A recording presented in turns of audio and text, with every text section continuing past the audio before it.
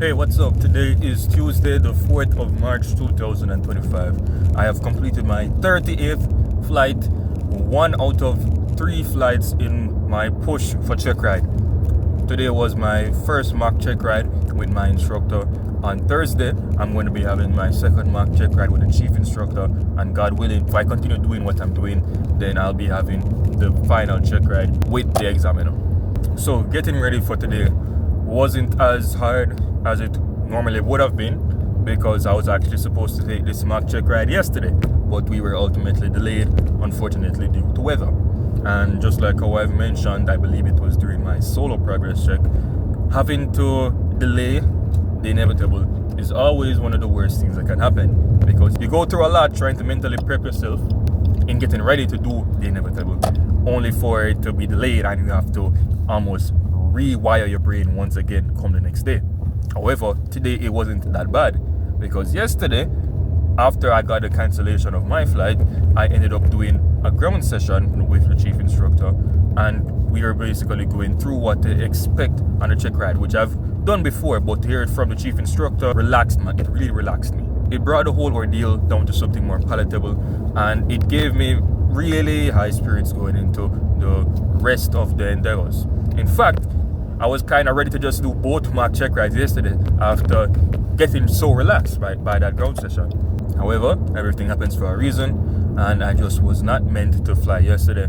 And hey, it doesn't matter, because I was able to fly today, come back in one piece, praise be to God, and ultimately be one step closer to achieving that private pilot certificate. Now, if there is one way I could summarize today's flight, I wouldn't really use the word mediocre. However, it wasn't too great and it wasn't too terrible. I believe that I have a high standard to myself, partially due to the high standard that my instructor has for me, which is completely logical and I have no issue with, because if there's a way that you can strive yourself to be better, why not use that way?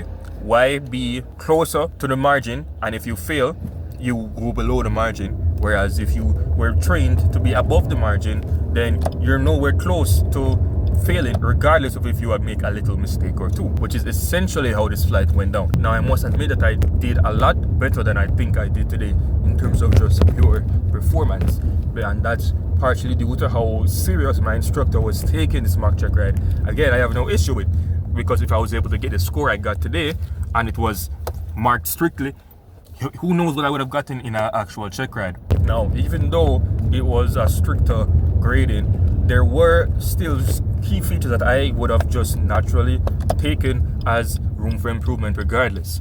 Specifically in my altitude control as well as my directional control, specifically keeping my heading. Now, keeping my altitude has been something that I struggle on and off with throughout my training, and today it was heightened due to the nature of the flight. Now I've taken my feedback. I'm going to definitely be researching more on how I can get it even better, because it seems to be, as I said, an on and off thing, and I need to get it consistent, because if I can keep it perfect throughout the whole flight, then that's what's even better for me, and even better for me in the future. So my altitude control is definitely something that needs to be worked on. Now, my heading control wasn't necessarily an issue up until we did our maneuvers, because doing the maneuvers such as power off and power on stalls, steep turns, that's really when you start to have to worry about your directional or your heading stability. It was while practicing slow flight and the power off stall in particular, in which I noticed that, hey, my heading is way off, completely off. And it started to click with me that whenever I'm practicing these in the simulator, I don't think I was ever keeping attention to if I'm starting and ending on the same heading, plus or minus, what was it, 5 or 10 degrees. I don't remember the tolerance for heading. But now that it's been brought to my attention in the way it was today, I know for sure that the next time I review my maneuvers on the simulator, I really need to ensure that I'm keeping that heading where it's supposed to be. So I have that to work on. On the bright side, almost everything else in the flight was the standard, if not better. I got the maximum, if not almost maximum marks out of for those sections.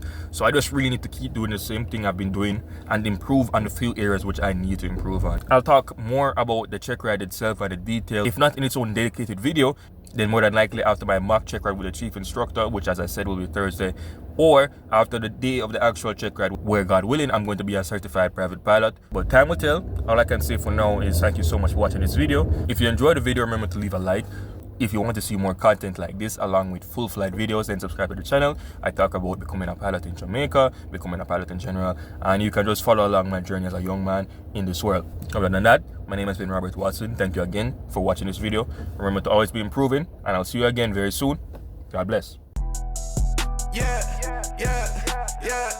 I only tell you the truth. I ain't got nothing to lose.